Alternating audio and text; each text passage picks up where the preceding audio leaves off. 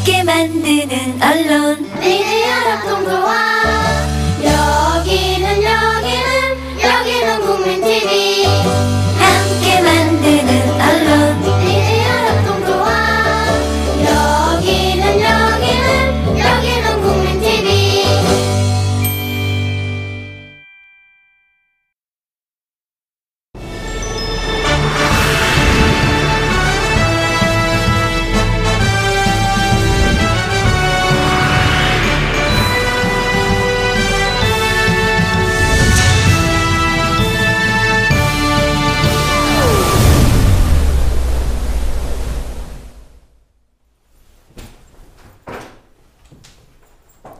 시청자 여러분 안녕하십니까?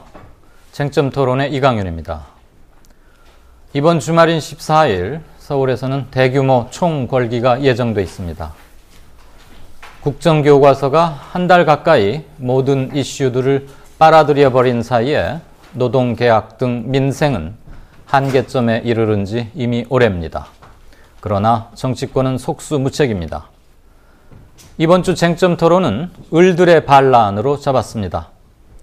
오늘 같이 토론하실 분들 소개해 드리겠습니다. 먼저 김하범 민주주의 국민행동 운영위원장님 나오셨습니다. 안녕하십니까?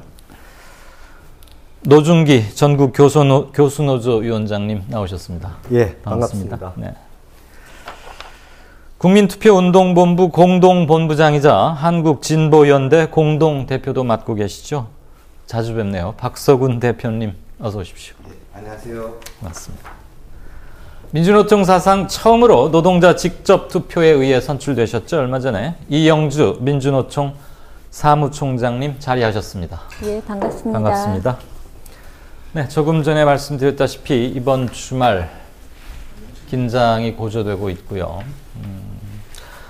노사정 대타협이라는 이름 아래 발표된 5대 노동계약이 역사교과서 국정화에 좀 가려진 감이 있습니다.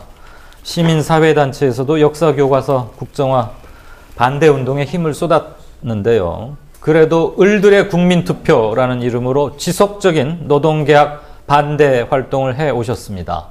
현재 투표가 어느 정도 진척되고 있는지 이런 것들을 묶어서 예. 네. 현재 전국 한 784개 지역에서 투표함이 한 2,100개 정도가 네. 제 표현으로 보면 분량이 돼가 있는. 예, 잠깐만. 그렇습니다. 민노총 이 사무총장께서 잠시 그러면 이어받아서 설명을 좀 해주실까요? 마이크를 아직 차고 있지 않아서. 네. 국민투표 진행 네, 을들의 국민투표 진척 상황이요. 현재 원래는 14일까지 진행을 하기로 했다가요.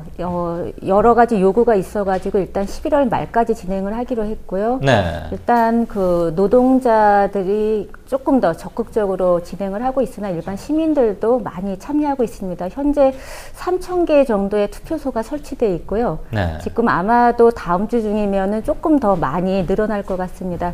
그리고 이제 추가적으로 여태까지는 가능하면은 구체적으로 투표를 진행하기 위해서 SNS는 열지 않았는데요. 11월 말 마지막 주는 SNS를 통해서 좀 집중적으로 더 진행될 계획입니다. 네, 그렇군요.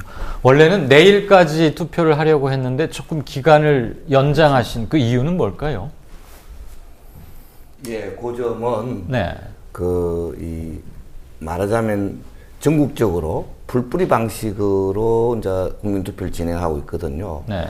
근데 번져 나가는데 시간이 좀 걸리는, 말하자면 지금 막 발동이 걸리기 시작하는 네. 그런 지역들이 많은 겁니다. 예. 그래서 지금 막 발동이 걸리는 상황이니까 좀 한 2, 3주 연장을 해서 11월 25일까지 투표를 일단 연장하고 예. 개표를 11월 28일 날 하자. 11월 28일. 예, 네. 11월 28일 날 축제 방식으로 광화문 광장에 전국의 투표함을 모두 다 총결집을 집계를 시켜가지고 거기서 한 3시경부터 8시경까지 생생하게 모두 다 함께 참여하는 가운데서 개표하면서 이 여러 가지 분위기를 만들어 나가자, 이렇게 돼 있습니다. 그러니까 결집된 국민들의 의사를 축제 분위기 속에서 확인하고자, 네. 그래서 좀 더 많은 참여율을 높이는 게 당연히 필수적일 테니까 예. 그래서 좀 높였고. 예, 사실은 이 국민투표는 기본적으로 이 투표에 참여한 사람 숫자를 카운트하는 네. 그것의 목표는 부차적입니다. 예. 그보다는 사실은 현재 지금 제도 언론들이 그 노동계약 부분에 대해서 제대로 보도를 안 하고 있는 예. 거꾸로 지금 보도를 하고 있지 않습니까? 네. 광고를 그렇게 하고 있죠. 예를 들면 비정규직 일자리 만들기 위해서 노동계획해야 됩니다.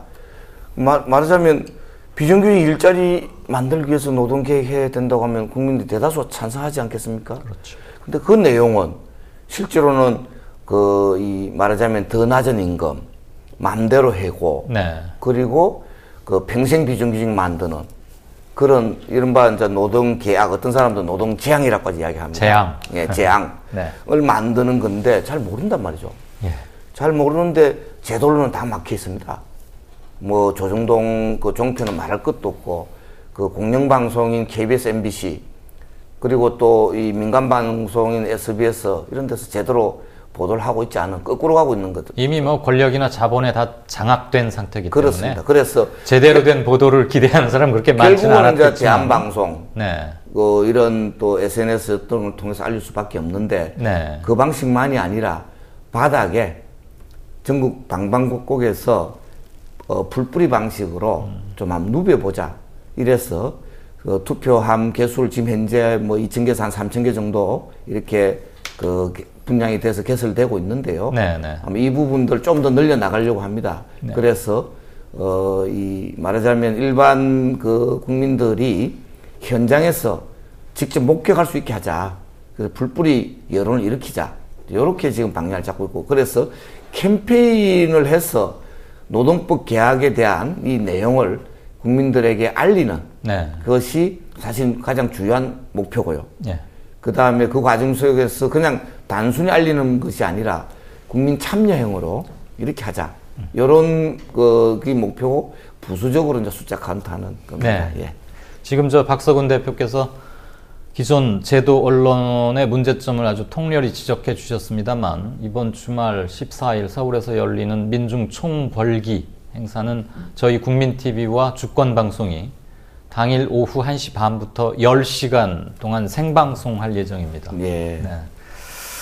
우선 사실 국정교과서 문제가 모든 이슈들을 빨아들여 버렸고 대단히 소모적인 논란으로 나를 지샜습니다. 그 사이에 흩어져 버린 것들, 중요하게 다뤄야 하지만 놓쳐버린 것들이 한두 개가 아닌데 이번 국민투표를 언제 어떤 취지로 기획을 해왔고 궁극적으로 얻고자 하는 바는 방금 말씀이 계셨습니다만 어떤 기구에 의해서 어떻게 진행시켜 왔는지 그 부분을 모르신 분들이 의외로 많습니다. 예. 조금 좀 한번 보충 설명을. 예, 네. 예. 원래 그 장거리 살리기 운동본부라고요. 네. 이제 장거리 이 드라마의 주인공 네. 이름을 따서 예. 금년 3월에 이제 출범을 했습니다. 네. 그 민주노총 한상균 위원장과 근영국 변호사 그리고 저 이렇게 해서 공동본부장 또 그리고 뭐 그 청년유니온 대표하고 알바노조 대표하고 이렇게 해서 공동본부장으로 해서 출범을 했는데요. 네. 그래서 여러 가지 캠페인과 또 정책적 대응이나 홍보 이런 걸 했는데 원래는 이 봄에 이 노동법 개혁을 강행할지 모른다. 비정규직법 개혁을 강행할지 모른다라고 이렇게 예고되고 있었기 때문에 그때 국민투표를 하려고 했는데 예. 봄에 민주노총이 총파업에 들어가고 뭐 이러면서 아마 노동 비정규직법 개혁 일정이 좀 뒤로 미뤄졌죠. 그리고 노사정의도 그때 일시적으로 결렬 상태였었고. 그렇습니다. 예. 네. 미뤄지게 되면서 결과적으로는 이 국민투표를 가을에 시작하자 해가지고 또 여름 내내 준비를 하고 논의를 하고 해서 10월 5일 날 일단 국민투표를 제한 이 기자회견을 하면서 10월 5일이었군요, 예, 그게. 예, 네. 그렇습니다. 그로부터 11월 12일까지로 1차 기한을 잡았었다가 예. 퍼져가는 분위기를 좀 더 살려야겠다 해서 예. 11월 27일로 25일로 늦추신 거고 예, 28일 날 개표하는 것도 네. 있고요. 그리고 또 중요한 점은 네. 이 과정 속에서 이때까지는 일부러 오프라인 투표만 했습니다. 예. 온라인 투표를 하면 전부 다 온라인 투표로 가버리면 모이지가 않죠. 예, 보이지 않고 투표 카운트 숫자는 올라갈지 모르지만 네. 보이지가 않기 때문에 일반 많은 그 비정규직 문제나 이런 사회운동권에 별로 그렇게 익숙하지 않은 접촉이 없는 그 진짜로 비정규직 노동자들 또는 그 가족들의 가슴에 불을 지를 수 있어야 되는데 그러려면 접촉이 있어야 되니까 이때까지는 안 하다가 대략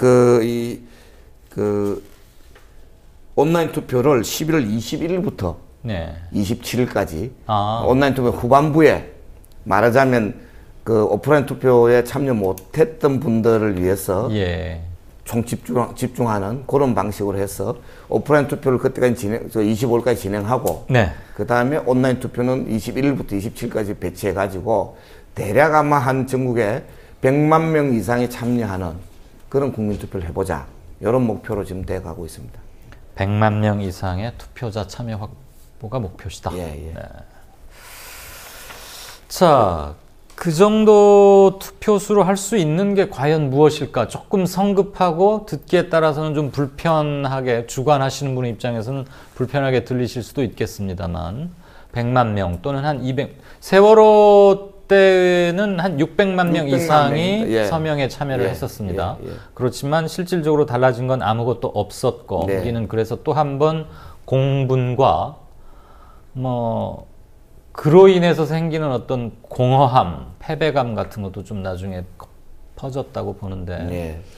100만 명 이상이 이번 투표에 참여한다면 실질적으로 무엇을 이루어낼 수 있는 것은 아니겠죠. 이게 또 국가 법에 의해서 치르는 투표도 아니고. 예. 하지만 그것을 통해서 구체적으로 어떤 것을 성취하고 싶으신지 어디에 방점을 찍고 예, 계시는지를 제일 핵심이요. 네. 이 비정규직 노동자들과 그 가족들에게 네. 이 법의 문제점을 알리자. 음흠. 이게 핵심입니다. 예. 알리는 것이 목표이기 때문에 숫자를 카운트하는데 그 부차적인 목표를 두고 있는 상황이고요.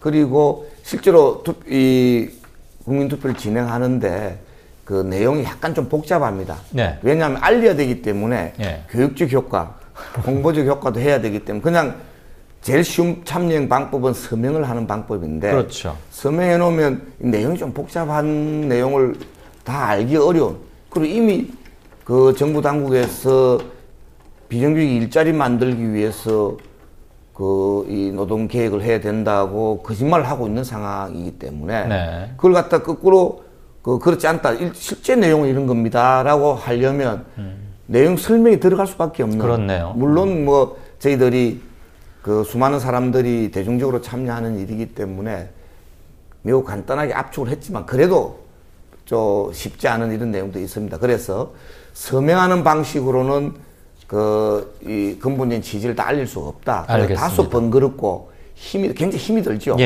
예. 힘이 들지만 말하자면 교육적 효과, 홍보적 효과 그 과정 속에서 저는 당사자들인 비정규직과 그 가족들 사실은 가슴에 뭔가가 와 닿고 또 제 표현을 빌리면 그분들의 가슴에 불이 질려진다면 그런다면 저는 거의 성공이다 이렇게 생각합니다. 우리 박서군 대표님은 이제 많이들 아시겠지만 어느 자리에서든 기회 있을 때마다 불을 질러라.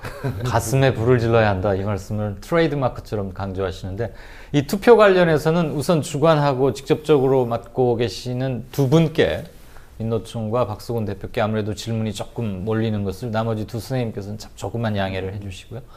네, 민노총의 이영주 사무총장께 질문드리죠.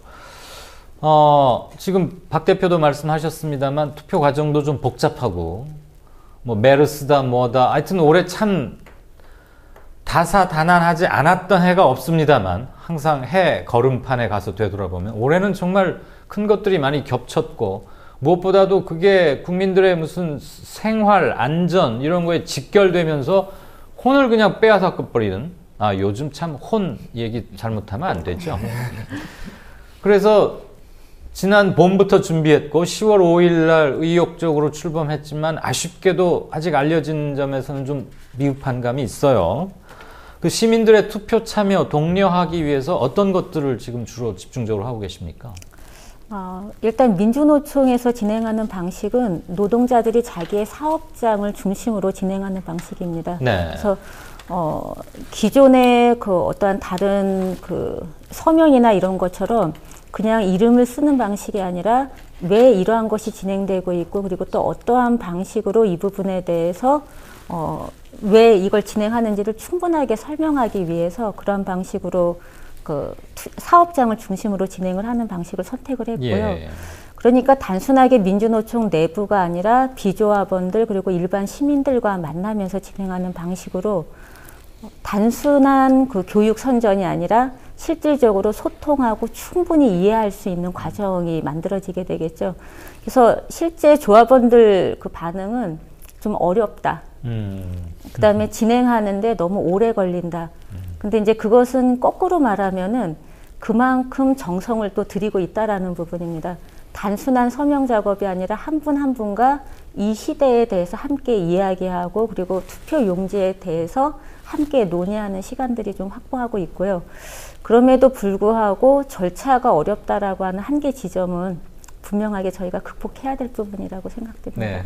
어렵게 치러지는 투표니까 그 한 표 한 표의 힘은 그리고 의미는 훨씬 크다고 할 수 있겠네요. 사실 가두 서명대에서 이름과 주소 그리고 이제 자기 연락처 같은 거 적는 이른바 기존의 서명운동 방식은 물론 다 정확히들 쓰셨겠지만 거기서 몇 글자 틀려도 사실 누구 뭐라 할 수도 없는 거고 또 뭐 신분증을 일일이 확인해서 하는 그런 것도 아닌데 그러니까 그냥 이렇게 뭐 물론 대부분은 우러나서 하시겠지만 어떤 분은 그냥 빨리 숙제하듯이 하고 가는 그런 관행에 비춘다면은 요번에 한 표 한 표는 굉장히 의미가 있겠다는 생각이 들고요.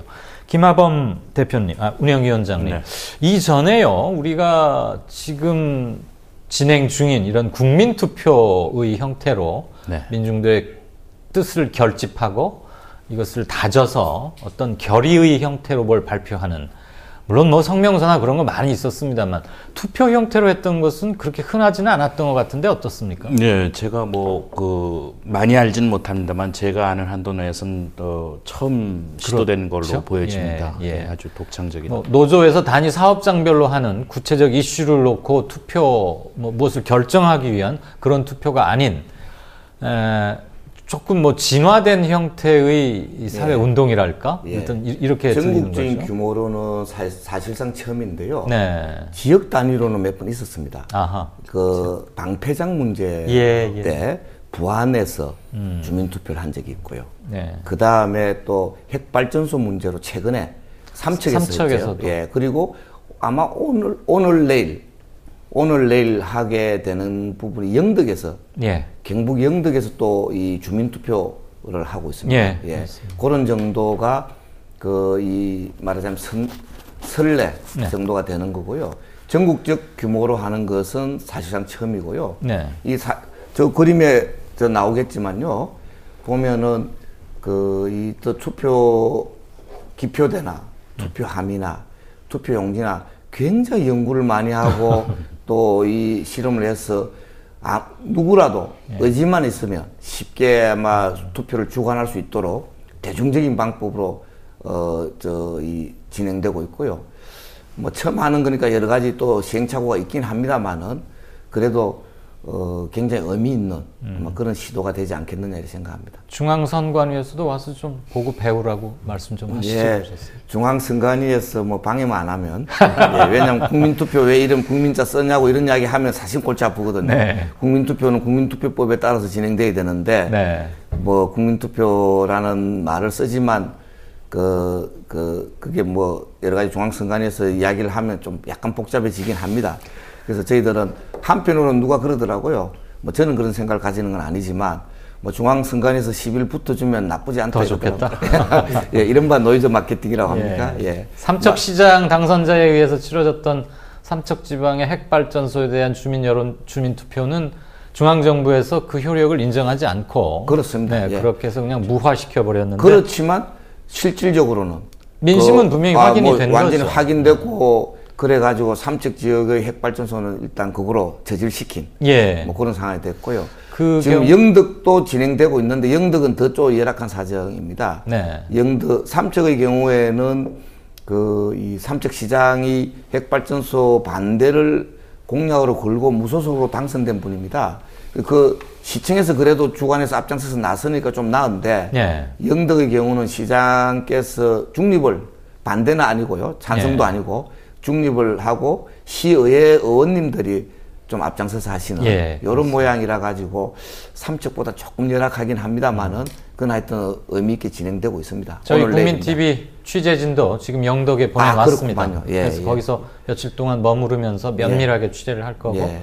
그거를 이번 금요일에 종합 리포트를 할 예정입니다. 예, 그렇습니다. 자, 다시 본론으로 돌아오죠. 이번 14일 주말 서울에서 곳곳에서 지금 민중 총궐기가 예정돼 있는데 그 건에 대해서 누가 종합적으로 잠시 브리핑을 좀 해주시겠습니까? 아, 예. 일단 이 총궐기가 필요하다라고 하는 이제 제안은 네. 노농빈 대표자 회의라고 하는 단위에서 처음 시작이 되었습니다. 예. 그러니까 현재 그 한국 사회에서 가장 많은 탄압을 받고 있는 단위, 또 어떻게 보면 가장 일을 하면서도 대접을 못 받는 단위가 노동자, 농민, 빈민이다. 그래서 이제 노농빈 회의가 이제 잡혔는데요. 이 노농빈 대표자 회의에서 이제 5월 달에 일단 각각이 자신의 문제를 가지고 이렇게 싸우는 것은 실질적으로 문제 해결이 되지 않는다. 그러니까 근본적으로 함께 힘을 합쳐서 근본적인 문제를 해결하자라고 하는 그런 제안이 나오게 됐고요. 제안이 나오고 사실은 10분 만에 그냥 바로 결정이 됐습니다. 네. 그거는 뭐냐면 각자가 자기 현장에서 느꼈던 게 워낙들 다 절박했고 각자 그 분산된 형태의 싸움으로는 무엇도 이룰 수 없다라고 하는 그러한 그 공동의 그런 생각이 이미 같이 있었던 것이고요. 그 이후에 지금 11월 14일까지 이제 그 전체적으로 과정을 정리하고 그다음에 지역을 순회하면서 함께 간담회를 갖고 그래서 지역의 요 체계를 갖춰 나가는 그런 전국적인 움직임이 있었고요. 그리고 드디어 11월 14일에 전국에서 14만이 함께 집결을 하게 됩니다. 14만이요? 예, 네. 지금 현재 15만 정도 예상을 하고 있는데요. 네. 초기에 저희가 잡았던 목표가 10만이었습니다. 예. 근데 이제 지역 간담회 가서 10만이라고 얘기하면 지역에서 먼저 10만이 목표자 이런 질문을 하셨거든요. 그래서 어떻게 민중 총궐기인데 10만이냐 더 해보자라고 하는 오히려 현장의 요구들이 있었고요. 현재 14일까지 저희가 이렇게 집계되는 걸로는 15만이 충분히 넘지 않을까 예상을 하고 있습니다. 예. 너무 조직 목표를 대우가 14만이고요. 네. 그다음에 이 일반 시민들도 많이 참여할 거라고 생각합니다. 예. 그러면 겸손하게 이야기해서 한 15만이냐. 겸손하게 얘기하신 게 15만입니까? 그래서 네. 아마도 이 정도 그 수많은 군중이 모이는 것은 87년 6월 항쟁. 6월 항쟁 때도 많이는 안 모였습니다. 네. 6월 항쟁 때는 탄압받는 그런 상황이었기 때문에 전국적으로 모두 카운트하면 숫자가 많지만 그렇죠. 각각의 그 장소에 모이는 인은 그렇게 크지 않습니다. 87년에 대통령 선거 과정에서 대선 유세 예. 그때 뭐 100만씩 모이고 여의도 광장에서 DJ YS 사실은 그때 뭐 유세할 말이 때. 100만이지 실제로는 100만 안 되거든요. 한 6, 70만 정도로 뭐 그런데 추산했죠. 네. 몇십만 명이 최소한 모였는데 예. 그 87년 대선 유세 이후로는 아마 최대 군중이 되지 않겠느냐. 가슴에 불이 확 질러지면 20만 명 정도 가능하겠네요. 그렇습니다. 그래서 본진은 네. 노동자, 농민, 도시 빈민, 청년 학생 네. 그리고 시민. 아까 우리 김하범 위원장께서 좀 있으면 소개할 텐데 네. 시민대도 합니다. 일반 시민들도 이 조직대오 비슷한 이런 사전 준비된 대오가 이제 본진이 되는 거고요. 서울에 몇 군데서 나뉘어서 지금 행사가 열린 거죠? 현재 노동자대, 농민대, 도시 빈민대, 청년 학생대 그리고 시민대 네. 최소한 5개 이상이 이제 진행되는데요. 네. 그 앞에 뭐 노동자대의 경우는 또 산별 연맹별로 또 사전대들이 또 만들어지기 때문에 예. 열 몇 군데 정도가 아마 될 거라고 생각하는데요. 그거는 본진입니다. 네. 그게 본진이고요. 이제 우측날개, 우측날개가 바로 뭐냐면 교과서 국정화에 반대하는 수많은 시민들의 이른바 통계급적인 그런 그 요구와 동력입니다. 모든 계급을 합친, 계급을 뛰어넘은. 뛰어넘는, 예, 그렇고요. 또 좌측 날개에는 바로 앞에 이야기한 그 수많은 이 참 그 비정규직 노동자들의 예. 그 가슴에 불을 질러서 같이 또 좌측 날개가 되는 예. 본진과 교과서 그리고 비정규 이렇게 해서 양쪽 날개를 함께 이 몰아가는 그러니까 한 번으로 되는 건 아닙니다. 11월 14일 한 번에 되는 건 아니고 알겠습니다. 그날 시작해서 12월 초에 또 민주노총 총파업을 중심으로 또 제2차 총궐기가 좀 준비되고 있습니다. 그래서 시작을 11월 14일 날 해서 네. 쭉 본진과 양날개로 이렇게 진행해 가서 세상을 바꾸자라는 지금 계획을 갖고 있습니다. 현 단계 우리 사회의 모순의 총합을 한 군데 결집시켜서 하겠다는 얘기를 드립니다. 광화문 민중 총궐기 집회 직전에 대학로에서 또 다른 준비 행사가 지금 하나 준비되고 있는 게 있죠. 그건 김 위원장께서 좀. 범시민대회인데요. 정식 명칭은 역사 구테타 저지 세월호 진상규명 민주민생수호 범시민대회. 저도 이제 보고 읽어야 됩니다. 꽤 길군요. 네, 꽤 깁니다. 그러나 크게 그 세 가지 아주 중요한 그 관심사들이 집중되어 있습니다. 근데 이거는 그 처음 논의의 시작이 노동자, 농민, 빈민들로부터 논의가 시작됐지만은 결국 여기에 일반 시민들이 함께 힘을 보태고 연대를 표시하고 해야 되는 거 아니겠느냐라고 하는 일종의 사전대회 형식이지만은 아무튼 연대하는 그런 대회로 기획이 됐습니다. 예. 그래서 나는 노동자도 아니고 농민도 아니고 빈민도 아닌데 근데 난 뭔가 해야겠어. 이 국정화 그냥 두고 볼 수 없고 세월호 이대로 놔둘 수 없어 라고 마음을 먹으신 수많은 그 건강한 시민들 뭐 가실 데 없으시면 여기 오시면 됩니다. 예. 저기 노 교수님, 네. 지난 뭐 격변에 그리고 격정의 한국 현대사 현장에 늘 계셔 오셨는데요. 민중 총궐기 대회 같은 형태의 시민대회 그리고 그때까지의 중첩된 모순을 한 군데로 묶어서 폭발적 에너지를 통해서 해결해 보려던 시도들 이런 것들 굵직굵직한 거 몇 가지를 좀 한번 시대순으로 한번 잠깐 정리 좀 해봐 주실 수 있어요?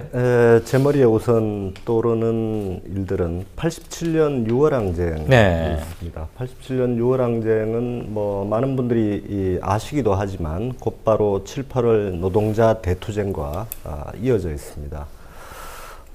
노동자들 당시에도 농민들의 요구가 아주 처절했습니다만 이른바 계급적이고 조직되어 있는 그런 분들이라고 일컬어지는 분들과 당시에 민주화를 요구했던 수많은 시민들이 자연발생적으로 결합해서 큰 변화를 이루었던 역사적 선례가 있습니다. 뭐 더 올라가자면 4.19까지 올라갈 수도 있겠습니다만 5월 광주 항쟁 그렇습니다. 5월 광주 시민들이 떨쳐 일어선 것도 그런 흐름이겠습니다만 그 이후에 87년 6월항쟁 이후에 살펴보면 또 한 번의 중요한 꼭지는 97년 딱 10년 후죠. 97년 당시의 노동법, 지금도 노동법 개정 또는 노동개혁, 노동계약이 문제가 되고 있습니다만 당시에 지금 새누리당의 전신인 한나라당이 이 노동계약을 하는 바람에 한겨울에 노동자들이 총파업을 했습니다. 이건 매우 기획되고 준비된 조직적인 총파업으로서 성공한 아주 대표적인 우리 사회의 대표적인 총파업이었는데요.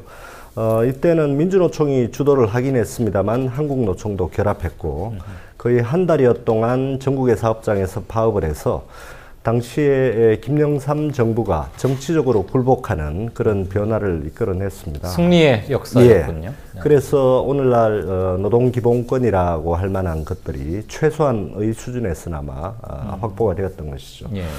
또 하나의 중요한 흐름이 2000년대에 들어와서 있었는데요.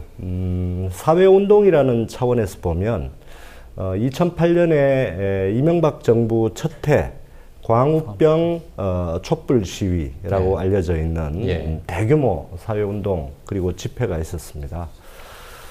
그런 것들과 비교하면 이번에 지금 준비가 되고 있는 11월 14일 날 민중총궐기라고 하는 것은 조금 다른 측면도 있고 유사한 측면도 있습니다만 몇 가지만 그냥 학술적인 수준에서 또 우리 사회운동 현대사를 바라보는 측면에서 지적을 드릴 수가 있겠습니다.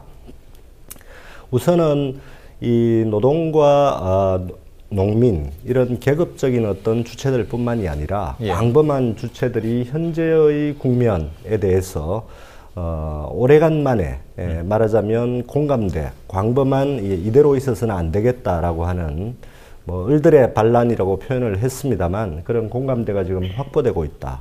이런 점이 굉장히 중요한 지점이라고 봅니다. 네. 2008년 보수정부, 이명박 정부 첫 해의 광우병 집회, 당시에도 민주주의 문제, 삶의 문제 이런 걸 가지고 국민들이 숫자로 보면 최대 다수입니다. 당시에 예. 35만 명 이상이 광화문에 모였던 예. 그런 기억이 있습니다만 결과적으로 어떤 변화를 이끄는데 실패했고 사실은 당시에 처음 SNS를 통해서 아주 다수의 무차별적인 대중이 국민 다수가 모였습니다만 조직적으로 어떤 요구를 제시하고 변화를 이끌어내는 데는 실패한 것으로 이른바 운동의 지도부 또는 코어 핵심의 부재가 시간이 계속 지나갈수록 제기됐던 SNS를 매개로 한 사회운동이란 게 한편에서는 가능성, 네. 다른 한편에서는 한계 이 두 가지 측면이 있는데 2008년 광우병 촛불 집회 같은 경우에는 가능성도 보여주었습니다만 결과적으로 한계가 뚜렷했던 그런 것이었습니다. 이제 다른 두 번째 측면에서 그동안 노동운동과 또는 민중운동과 시민사회 운동이 사실은 민주화 이후에 지난 30년 동안 어떤 부분에서는 각계약진을 해왔다고 할 수 있습니다. 네. 의례적으로 가을에는 민중대회라는 이름으로 요구를 같이 걸고 여러 가지 집회 같은 것은 했습니다만 내용적으로 하나로 결합해서 어떤 동일한 목표를 추구했던 그런 힘 있는 운동은 그렇게 많지 않았던 셈입니다. 네. 이번 집회는 이건 아마 박근혜 정부가 상당히 도운 측면이 있다라고 저는 생각을 합니다만 그런 가능성을 다시 한번 찾아볼 수 있는 우리 사회의 민주 또 진보 진영의 어떤 내용적인 연대 전선을 확보할 수 있는 그런 하나의 중요한 역사적 전환점이 될 수도 있지 않을까 이런 기대가 있습니다. 네.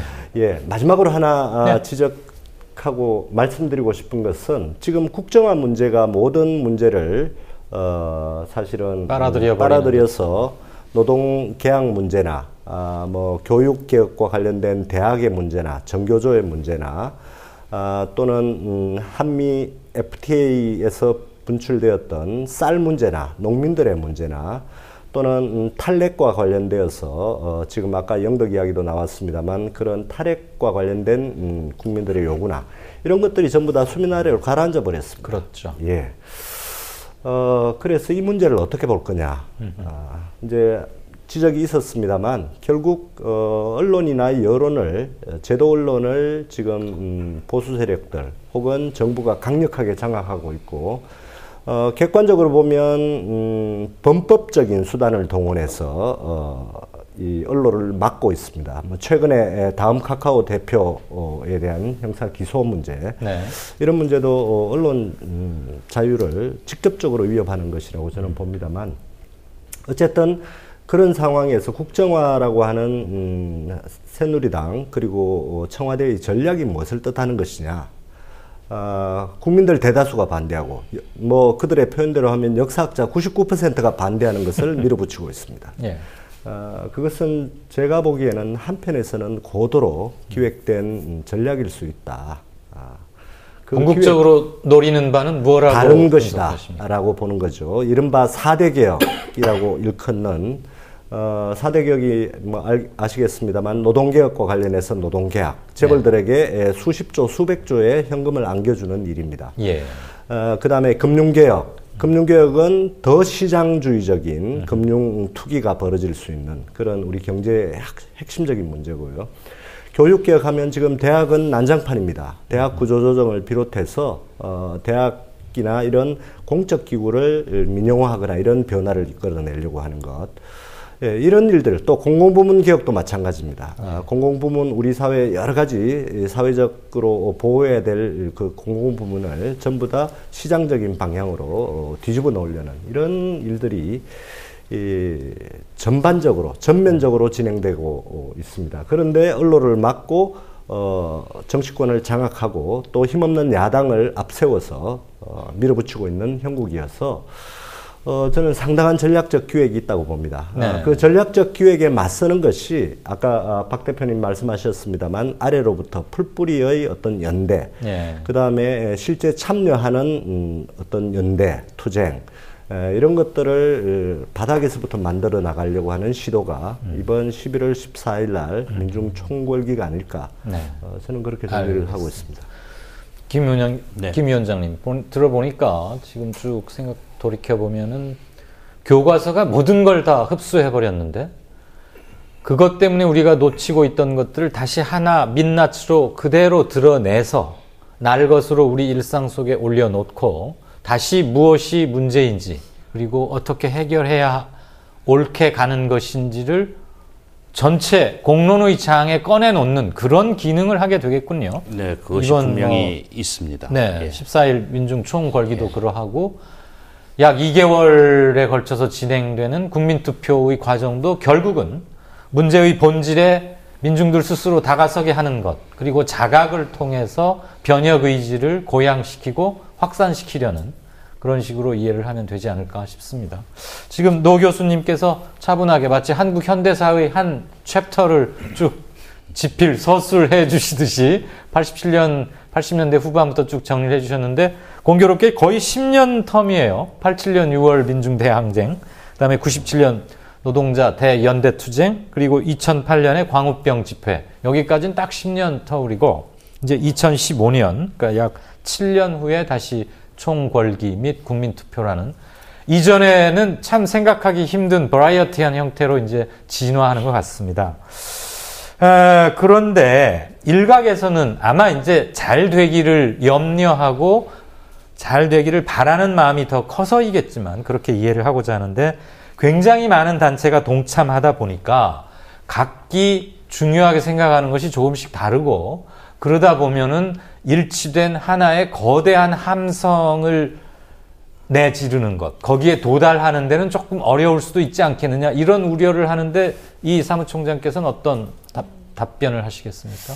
사실 역설적으로 조금 전에 그 국정화 얘기를 하면서 저희가 국정화가 모든 현안을 다 어떻게 보면 이제 잡아먹었다라고 평가를 하는데 거꾸로 역설적으로 국정화가 중심으로 다른 모든 현안이 떠오른 거거든요. 아하, 예. 반대로 보면. 네. 마찬가지로 저는 지금 이제 그 굉장히 많은 단체들이 민중 총궐기에 같이 하고 있습니다. 예. 그렇기 때문에 그들이 각자 자기의 요구도 내세워야 되는데 공동의 요구와 내 요구를 어떻게 조화시킬 것인가라는 고민을 가지고 있거든요. 근데 또 한편으로는 이 모든 현안이 왜 일어났는가라고 하는 지점에선 다 동일하다라는 거죠. 하나는 정권 자체가 독재 정권인 거고 또 하나는 재벌 중심의 사회 운영이 되고 있다라고 하는 지점에서 거기서 파생된 모두의 문제였구나라고 하는 본질에 접근을 한 겁니다. 그렇기 때문에 각자의 요구가 있음에도 불구하고 우리가 하나가 될 수 있었던 힘은 바로 이 사회를 민주주의로 다시 회복시켜야 된다라는 거. 그 다음에 재벌 중심의 국정 운영이 아니라 철저하게 국민에게 권력을 되돌려줘야 된다. 그렇기 때문에 노동자에게 그리고 빈민에게 농민에게 그들의 삶이 보장되는 헌법에 따른 국민의 기본권이 보장되는 나라를 만들어야 된다라고 하는 지점에서는 모두 공동의 요구가 합쳐지게 된 겁니다. 박근혜 정부가 대동단결하는데 많은 도움을 줬군요. 저희가 조직부장이라고 부르고 있습니다. 조직부장이요. 예. 그래서 사실은 그 핵심적인 캐치프레이즈가 그 모이자 광화문으로 서울로 광화문으로 그리고 가자 청와대로 그리고 뒤집자 세상을 바꾸자 세상을 정확하게 바꾸자 세상이에요. 뭐 뒤집자 바꾸자 갈아엎자 이렇게 이야기합니다. 그렇게 이제 하면서 그 핵심의 그 근거에는 더 이상 이대로 못 살겠다. 뭐 사고를 치도 뭐 다방면으로 사고를 치고 있잖아요. 동시다발로 다방면으로 사고를 치고 있어가지고 각각 싸워가지고는 해결책이 안 나오니까 힘을 다 합쳐서 한꺼번에 다 해결하는 수밖에 없다. 대동전선을 만들자. 그리고 그 과정에서 이제 핵심적인 캐치프레이즈는 물줄기를 바꾸자 이렇게 돼 있는 거고요. 세상을 바꾸자, 예. 바꾸자 재벌 세상 뭐 이런 것도 있는 거고요. 예, 그런데 요구 조건은 11대 요구인데요. 일자리 노동에 대한 요구 조건, 네. 재벌 책임 강화하는 요구 조건. 조금 천천히 딱 예. 하나씩 말씀해 주시겠어요? 일자리 노동, 이거는 이제 노동 계약, 노동 제한을 저지하자 이런 거죠. 그리고 비정규직 권리를 보장하자 이런 것들이 핵심적인 내용이 되는 거고요. 그 다음에 재벌 책임 강화는 재벌 사내 유보금이 지금 전체적으로 치면 한 1,000조쯤 되고요. 네. 그리고 30대 재벌만 쳐도 710조나 되는, 아마 일반 국민들 잘 모르실 텐데요. 710조나 되는 어마어마한 돈이 사내 유보금으로 쌓여 있습니다. 그게 국민들께서 이렇게 비유를 해드리면 조금 더 피부에 와 닿으시려나요? 아무튼 억 단위, 천억 단위를 넘어가면 일단 계량이 잘 안 되는데 우리나라 1년 예산이 한 340조, 그렇습니다. 50조 예. 되지 않습니까? 예. 그럼 1년 동안 세금 다 걷어서 온갖 군데 일 다 하고 일테면 뭐 4대강 같은 것도 했고 그거를 두 해 동안 할 수 있는 돈이 10대 재벌 곳간에 지금 고스란히 현금으로 쌓여 있는 거죠. 예. 그래서 그런 부분들을 환수를 해서 말하자면 최저임금 1만 원 올리는 데 쓰자. 예. 그리고 비정규직, 정규직 하는 데 쓰자. 네, 네. 뭐 그리고 또 재벌 사회적 책임을 지도록 하자. 이런 재벌 책임 강화를 하자는 거고요. 농업도 문제가 굉장히 심각합니다. 이 지금 쌀값이 폭락을 하고 있거든요. 네. 그래서 오죽했으면 어떤 농민이 글을 썼는데요. 쌀값이 개 사료값보다 못하다. 이런 정도 지경이고요. 그리고 20년 전에 1990년대 쌀값이 현재 쌀값이라는 겁니다. 예. 그 사이에 물가도 오르고 뭐 온갖 이 단가를 다 올랐을 텐데 작년에 비해서도 벌써 쌀값이 한 20% 내지 30% 정도 폭락을 했다는 거거든요. 왜 그러냐? 수입쌀 때문에 그런 거죠. 특히 올해 와서 그리고 쌀 소비도 주는 데다가 수입쌀까지 더해지니까. 수입쌀이 더 제일 큰 문제입니다. 예, 그래서 올해 특별히 또 문제는 밥쌀용 쌀을 또 올해 3만 톤을 수입을 했어요. 기왕에 그냥 가공용으로 쓰던 그런 쌀 외에 밥쌀용 쌀을 또 수입을 한 거예요. 그러니까 바로 직격탄을 맞는. 식탁에 오르는 밥 예. 지을 쌀을 또 수입했다. 수입을 한 거. 근데 작년에 그 새누리당에서 전국에 새빨갛게 물들인 프랭카드가 있습니다. 우리 쌀 반드시 저희들이 지키겠습니다 하고 예. 전국 방방곡곡에 도배를 했어요. 근데 1년도 안 돼가지고 밥쌀용 쌀 수입하면서 지금 전면 개방한다고 하니까 농민들이 완전히 억장이 무너지고 있는 상황이죠. 그러다가 지금 뭐 한중 FTA까지 하겠다는 거 아닙니까? 예. 한중 FTA 하면 어떻게 되냐면 중국 산동반도가 우리나라 중부지방하고 기후가 똑같습니다. 그렇죠. 기후가 같다는 것은 농작물이 같다는 겁니다. 예. 그래서 한중 FTA 하면은 막 거의 농업은 그나마 지금 빈사 상태인데 거의 못 견딘다. 그러다가 또 TPP까지 한다는 거 아닙니까? 예. TPP까지 하게 되면 또 다른 또 농업 강국들 베트남 쌀 받아야 되고 또 뭐 이래 되는 겁니다. 예. 그런 문제가 있죠. 11개 요구안이니까요. 예. 좀 가지수가 많으니까 우선 여기까지 조금 정리를 하고 예. 나머지는 조금 이따 한 번 더 예. 말씀하기로 하고요. 예. 그나저나 조직부장을 자신을 조직부장으로 임명했다 그러면 굉장히 불쾌해하실 텐데.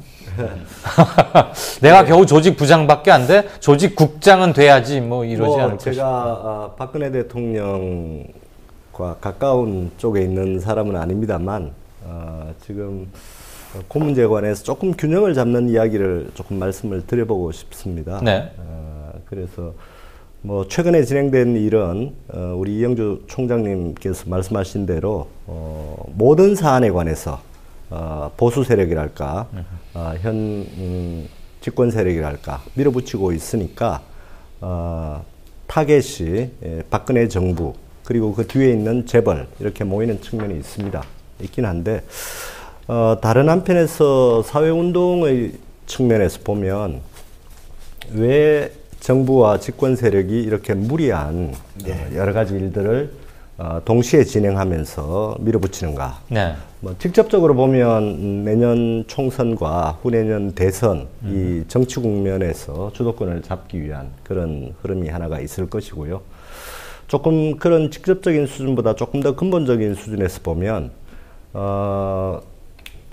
여론이랄까요. 또는 국민들의 판단이랄까 이런 부분에 관해서 자신감이 있다. 저는 그렇게 해석을 한편에서는 합니다. 자신감의 표현이다? 예. 네. 지금 박근혜 대통령의 어떤 지지도 이건 국정화 교과서 이래로 뚝뚝 떨어지고 있는 것을 저희들이 알고 있습니다만 어떤 사안에 관해서 등락 이것은 항상 있을 수 있는 그렇죠. 일이고요. 세월호 때도 떨어졌다가 다시 올라갔고 네. 선거를 한번 치르면 가파르게 올라가고 이런 것이 지지율입니다. 지지율보다 더 밑바닥에 있는 인심이랄까요. 뭐 저희들 정치사회학에서는 그런 것을 헤게몬이라고 이렇게 이름을 붙입니다만 주도권을 어쨌든 우리가 쥐고 있다. 지난번 2번의 보궐선거에서 확인이 되었다. 예. 우리가 무슨 일을 하더라도 세월호를 하더라도 국정원을 하더라도 주도권을 쥐고 있다. 그리고 그 주도권 뒤에는 사실은 재벌들이라고 하는 사회 세력의 우리 사회에 대한 지배력 이런 것이 있다라고 하는 것이죠. 그러니까 권력의 토대가 되는 것은 변함이 없다. 이명박 정부 이래 더 근본적으로 따지고 보면 노무현 정부 때부터 시작해서 예. 우리 사회가 신자유주의 사회로 재편이 되어 있고요. 그 과정에서 재벌 세력들의 이 사회적 지배력이 이 과거와 비교할 수 없을 정도로 커져 있고 그런 지배력의 이 제일 표면에 있는 것이 결국 여론을 장악하는 문제인데요. 네. 아시다시피 이 보수 언론으로 지금 도배가 되어 있습니다. 공중파 4사. 과거에는 그 중에 일부가 좀 이렇게 개혁적인 목소리를 내는 경우도 있었습니다. 광우병 국면 때만 해도 MBC의 활약은 굉장히 그렇습니다. 의미 있는 거였는데 그 이후로 완전히 지난 10여 년간 완벽히 장악당해 있고요. 그랬죠. 거기다가 그걸로도 모자란다고 해서 보수 언론의 이 본류죠. 조중동이라고 하는 그런 보수 언론이 이제 종편이라고 하는 케이블 TV까지 장악해서 일상적으로 국민들이 접하는 정보가 그것으로 바뀌는 이런 것이 저는 결정판이라고 봅니다만 예. 말씀을 정리하면 한편에서는 조직부장이긴 하지만 다른 한편에서는 현재 여러모로 유리한 그런 조직적 역량, 여론의 힘, 이데올로기적 힘, 또 실제 법과 제도를 장악하고 있는 이 집권 세력으로서의 힘을 통해서 다시 한번 우리 사회의 이 서민이랄까요, 국민 일반과 승부를 지금 걸고 있다. 네. 저는 그렇게 이해가 됩니다. 그 점을 우리가 어떻게 할 거냐. 이번 11월 14일 날 한 번의 집회로 그 문제를 해결할 수는 없을 것이고요. 예. 저는 큰 출발점을 지금 시작하고 있다. 이렇게 보는 것이 좀 더 정당한 것이 아니냐. 네. 이렇게 생각합니다. 긴 싸움의 스타트 라인을 이번 주말인 11월 14일 끊는 것이다. 그런데요, 방금 우리 노중기 교수님께서 말씀하신 점에 네. 조금 더 덧붙일 말이 있습니다. 예. 그 말하자면 재벌가 또 뭐 사실 또 미국이 뒷받침을 하고 있는 그런 것들이 있죠. 그런데 또 한편으로 저렇게 막가파식으로 나갈 수 있는 거가 뭐냐? 그 조건이 뭐냐? 두 가지인데요. 하나는 야당이고요. 지리멸렬한 야당. 네. 또 하나는 완전히 이 국정방송돼 있는 언론. 그 교과서만 국정화된 게 아니라 지금 언론이 방송이 되는 판이 돼 있습니다. 그래서 저희들은 뭐 국정방송으로 가려고 하냐 이렇게 이야기하고 있는데요. 그래서 야당이 사실은 국민들의 신뢰를 받지 못하고 야당성을 살리고 있지 못하고 그리고 대안으로서 신뢰를 받지 못하니까 뭐 내가 아무리 그 박근혜 내지 정부 여당 박근혜 정권과 새누리당 정권에서는 이거 뭐 우리가 아무리 개판 쳐도 거칠 게 없고 눈치 볼 것도 없다. 눈치 볼 게 없다. 왜냐? 뭐 이런 거죠. 야당이 알아서 자폭을 해주니까, 자멸을 해주니까 말하자면 그런 겁니다. 네. 그래서 야당이 하여튼 제대로 이 투쟁성을 회복하면서 제 역할을 해야 된다. 두 번째로요. 또 한편으로는 뭐 자유주의 야당은 또 그렇다 치고 진보 정당들이 네. 지리멸렬해 있는데 진보 정당들이 또 여러 가지 성찰과 혁신을 통해서 또 통합을 통해서 이 진보 정당이 소금의 역할을 또 해야 되는 또 그런 과제도 있는 거다. 그게 야당의 문제. 네. 두 번째 언론의 문제. 아까도 제가 설명했지만 예. 이 국정 방송화되어 있는 이 부분을 넘어서는. 그래서 저는 사실은 국민 TV가 좀 더 분발했으면 좋겠어요. 예, 그래서 국민 TV가 뭐 기왕에 있었던 그런 내용을 다 이제 극복하고 예. 좀 더 공세적으로 네. 공세적으로 이 현장과 국민들 속으로 바닥으로 불을 지를 수 있도록 예, 그렇게 파고들었으면 좋겠습니다. 알겠습니다. 예. 성화 봉송자가 되도록 하겠습니다. 김하범 위원장님, 지금 뭐 애초에 목표는 한 10만이었는데 현장에서 야, 그 10만이 무슨 소리야? 최소한 15만은 돼야지. 그리고 이렇게 따져보니까 15만 못할 이유가 없잖아. 그래서 이제 15만 정도를 목표로 하는데, 그럼 12만이었건 15만이었건 어쨌거나 그것은 우리가 일찍이 경험해보지 못한, 최근 몇 년 사이에는 경험해보지 못한 상당히 가슴 설레는 숫자이기도 합니다. 정말 우리 세월호 때 여실하게 겪지 않았었습니까? 세월호 1년이 되었건만 7, 8만? 우리 시민들 추산에 그만큼 10만이라는 숫자가 주는 물리적 그 두터움, 견고함, 그리고 막상 그 운집된 인파를 보면서 스스로 고양되는 그런 에너지도 있지 않습니까? 거기서 항상 뒤따르는 게 이제 그날도 약 10시간, 최소한 10시간가량 여러 가지 프로그램이 있고 동선들이 복잡하고 그래서 곳곳에서 물리적 충돌이 충분히 예견이 되는데, 이게 혹시라도 다른 쪽으로 비화되면 또 다른 빌미를 주기도 하는 것이고, 또 이제 시민들의 안전도 일단 차지하는 것이고, 아까 말씀하셨다시피 노 교수님이 강조하셨지만 그날 한 번의 일과성 시위나 집회가 아니고 긴 대장정의 스타트 라인이니까 행사는 행사대로 잘 마무리되면서 시민들은 승리의식을 갖고 돌아갔다가 다시 모일 수 있는 에너지를 키워가는 그런 총궐기가 돼야 될 텐데, 지금 정부 여당에서 이거 뭐 강력히 저지하겠다 이미 예고하고 나섰지 않습니까? 네, 그렇죠. 어떻게 그동안 우리 사회 커다란 운동이나 변혁의 현장들을 쭉 이끌어 오셨는데 공권력과의 충돌 부분은 묘안이 없습니까? 그냥 꽝 부딪혀는 것 빼고는? 기본적으로는요, 평화적으로, 네. 그러나 또 완강하게, 예. 그렇게 그 제항을 하자, 이렇게 되어 있습니다. 그래서 폭력 사태, 이 부분은 경찰이 유도하거나 네. 또는 경찰이 바라는 바다, 이렇게 보는 거고요. 그래서 평화적으로 그러나 완강하게 의지를 국민들에게 알리자, 이렇게 되어 있습니다. 그래서 방법은, 네. 뭐 보시면 아시겠지만, 네.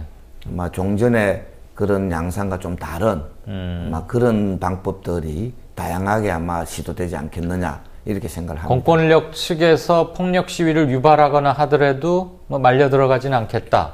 예. 현장에서 통제가 가능할까요? 통제라기보다는요, 네. 일반 그 참여하는 많은 분들이 그런 지혜를 다 갖고 있다고 생각을 합니다. 그래서 그 혹시라도 예상되는 그런 경찰들의 그런 그 도발, 네. 내지 그 이른바 자충수라고 합니까? 그런 부분들을 피해서, 그러나 또 완강하고 역동적으로 이 투쟁을 전개하자, 이렇게 돼 있습니다. 근데 사실 투쟁은 생물과 같은 거거든요. 그렇죠. 투쟁은 생물 같은 거기 때문에 그날 실제적으로는 또 양상이 어떻게 될지는 모르지만 큰 기조는 가장 우려되는 지점이 바로 그건데, 이 총장님.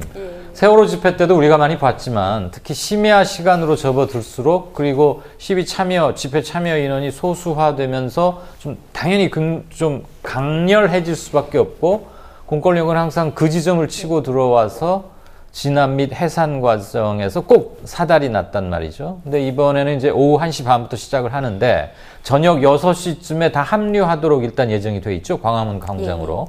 뭐 곳곳에서 차단이 이루어질 것이고, 그거를 뚫고 하는 과정에서 당연히 뭔가 물리적 충돌은 불가피하다고 보여지는데, 현장, 각 서울의 이곳저곳에 흩어져 있는 그 현장을 지도하는 각 지도부를 또 총괄하는 무슨 사령탑, 그런 기능은 어디 마련이 됩니까?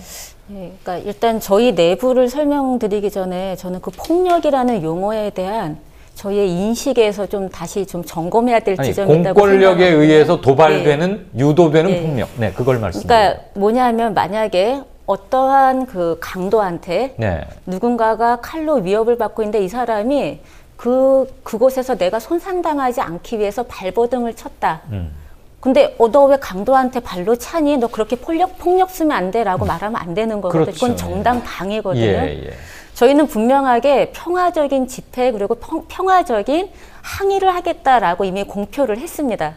그렇기 때문에 정부가 해야 될 거는 이 국민들의 의사 표현에 대해서 평화적으로 보호해야 되는 역할인 거죠. 네. 그럼에도 불구하고 그날 저희의 평화적인 이러한 행진 속에 만약에 공권력을 통해서 폭력을 행사한다면 저희는 바로 우리의 방어를 위해서 어떠한 대응을 할 수는 있습니다. 최소한의 대응은 네, 그렇죠. 불가피하다. 네, 이거는 저희를 지키기 위한 행동이지 예. 실질적으로 사실 경찰들도 다 저희 자녀들인 거잖아요. 그렇죠. 예.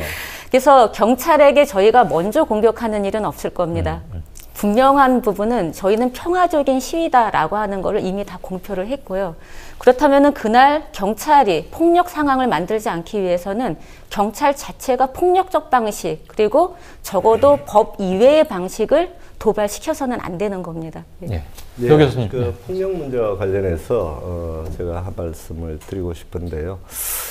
뭐 방송에서 제가 이런 말씀 드려서 이게 좀 오버하는 거 아닌가 이런 생각이 들어서 자기 검열을 하고 있습니다만 우리 경우에 한국의 어떤 사회 운동의 경우에 굉장히 비폭력적입니다. 네. 전 세계적인 기준에서 보면 굉장히 비폭력적이고요. 뭐 보수 언론들은 항상 시위대가 폭력적이다 이렇게 보도를 하겠습니다만 또 오랫동안 그래 왔고요. 그렇게 하겠습니다만 예를 들면 2005년에 프랑스에서 청소년들, 대학생들이 그때 비정규직법 때문에 시위를 한 적이 있었습니다. 예. 프랑스 파리를 비롯해서 전국에서 했는데요. 예. 우리가 보면 그때 영상물 또 그 자리에 계셨던 분들을 보면 우리 기준에서는 그런 폭력이 없습니다. 거의 전쟁 수준이거든요. 예, 그렇습니다. 그냥. 네. 그리고 최근의 예로는 그리스 같은 데를 보면 예. 청년들이 이 그리스 실업률이 심각하니까 싸우는데 굉장히 우리 기준에서 우리 언론의 기준에서 보면 폭력적인 시위를 합니다. 그래서 시위가 벌어지는 경우에 많은 OECD 국가를 기준으로 해서 본다면 한국의 이 시민사회운동은 말씀으로는 굉장히 과격하셔요. 그런데 실제로는 굉장히 성숙된 질서를 지키는 비폭력적인 운동을 하고 있는 대표적인 나라다. 저는 그 말씀을 꼭 드리고 싶고요. 이제 하나 더 말씀을 드리면 폭력 문제는 양날의 칼입니다. 그 말씀을 꼭 드리고 싶은데요. 주로 국민 일반은 시위자들이 민주노총이라든지 등등 폭력 유발자다 이렇게 이제 관제 또는 보수 언론이 계속 이야기를 하니까 네. 그런 인식이 있는 것도 사실입니다만 반대의 측면을 국민 일반도 알고 있고 정부도 알고 있습니다. 우리 사회에서 정치 격변이 일어났던 많은 경우에 국가폭력, 시위를 막는 과정에서의 정부의 폭력, 무리한 폭력 때문에 문제가 사회 변동으로까지 이어졌습니다. 박종철 군, 이한열 군, 뭐 이런 게 4.19가 그러하고요. 4.19가 그랬고. 박종철, 이한열이 그러하고요. 네. 아까 제가 97년에 겨울 총파업도 말씀드렸습니다만, 국회 헌정을 무너뜨리는 날치기 법 개정이었거든요. 네, 노동학법 날치기 처리에 항의하면서 시작된 거죠. 12월 26일 날 새벽 5시에 한나라당 국회의원들이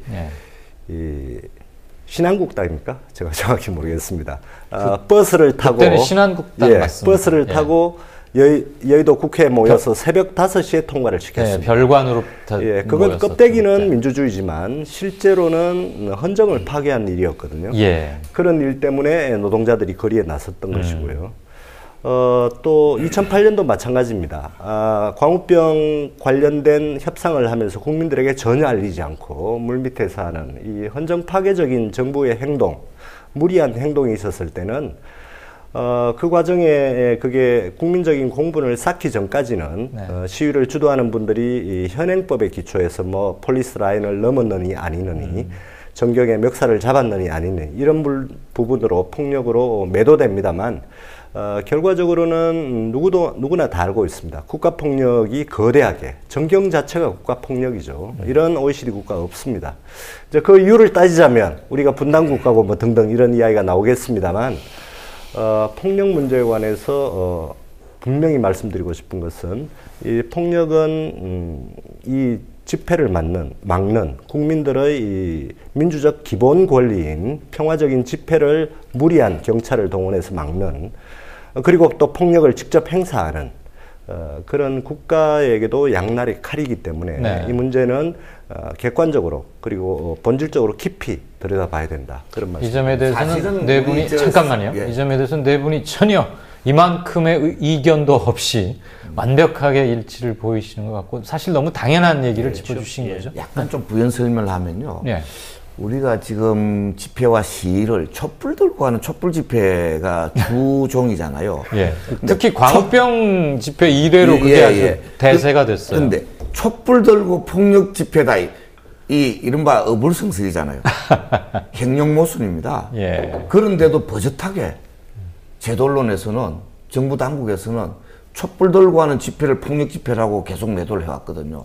근데 그러다 보니까 일반 국민들은 아, 저것도 폭력이구나 하고 이 세뇌가 되는 그렇습니다. 이런 면들이 있습니다. 그래서 국제적인 기준이나 또는 그 여러 가지 전문적인 기준으로 볼 때는 애초에 촛불 집회 자체는 폭력이라고 이야기하는 것 자체가 굉장히 말하자면 말이 안 되는 이야기다. 이 이야기를 꼭 하고 싶습니다. 네. 예. 저는 거기에도 한 가지만 건의드리면 사실은 언론의 역할이 굉장히 중요하잖아요. 근데 민중 총궐기를 앞두고 언론은 한마디로 국민에게 폭력을 쓸 거냐라고 물어보는 게 아니라 정권에게 당신들 민중 총궐기 때 폭력을 쓸 겁니까? 라는 질문을 해주셨으면 합니다. 알겠습니다.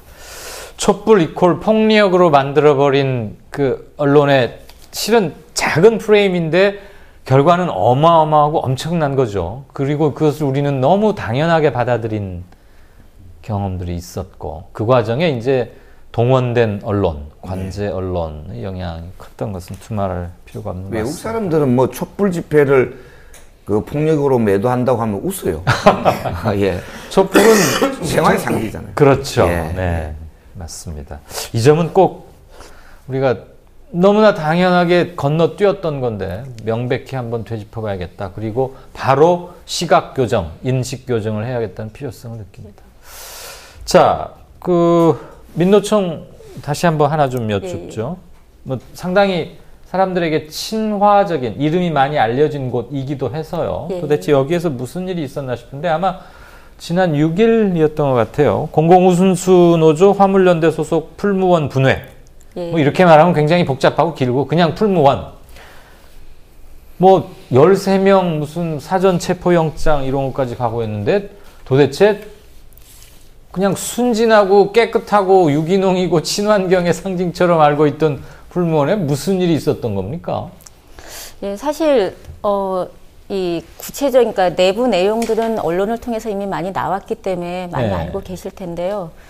이 상황에서의 이 풀무원 분해 노조의 조합원들에 대한 탄압이 계속 진행이 됐고요. 그리고 이제 여기 조합원들께서 여의도에서 지금 전광판 위에 농성을 하고 계십니다. 근데 이제 이러한 사실은 노조 활동을 한 부분으로 인해 갖고 지금 13분이나 체포영장이 발부되고 그 중에 이제 이분들을 체포하겠다라고 해갖고 사실은 사무실에 대한 압수수색이 들어오게 됐고요. 그 과정에서 이제 현재 2명은 이제 기각이 됐고, 그래서 11명의 체포영장이 발부되어 있는 상황입니다. 근데 사실 이것이 풀무원만 떼어놓고 볼 수는 없는 상황인 게요. 현재 그 민주노총 경기본부 같은 경우도 지금 2분이 소환이 돼 있는 상황이고요. 그다음에 곧 체포영장 또는 구속영장이 나올 거라 이런 예상을 하고 있습니다. 사실 올해 민주노총이 지금 과격한 그 총궐기가 이루어질 겁니까? 라고 여쭤보시는 게 올해 사실은 여태까지 어떤 과격한 행동들이 거의 없었거든요. 그럼에도 불구하고 현재 한 150여 명 이상이 소환을 받은 상황입니다. 그리고 그 중에 많은 분들이 또 실질적으로 구속이 되고 있는 상황이고요. 저는 지금 이 시기에 아까 저희가 박근혜 대통령을 조직국장이라고까지 부르면서 이 내부의 이 문제를 말씀을 드렸었는데 왜 이러한 상황으로, 그러니까 정말 조합원 한 명 한 명이 지금 다 단결을 할 수밖에 없는 상황으로까지 몰아가는 이러한 정권의 움직임은 무엇인가? 네. 저희는 가장 중요하게 일단 총궐기와 총파업에 대한 두려움이라고 생각을 합니다. 결국은 정권 재창출을 위한 노력에 가장 큰 방해가 된다라고 보고, 실질적으로 김무성 대표가 이야기했던 게 이 표는 인식하지 않겠다라고 했거든요. 네. 결국은 노동자는, 한마디로 이 땅에서 노동자 민중은 국민으로 보지 않겠다라고 하는 이 정권의 정체성이 그대로 나타나고 있는 일관성 있는 탄압이라고 보고 있습니다. 그래서 이 부분에 대해서는 저희는 아까 말씀드렸던 그 총궐기를 하는 이유의 한 부분대로 각각의 사업장의 싸움으로 극복하기는 어렵다.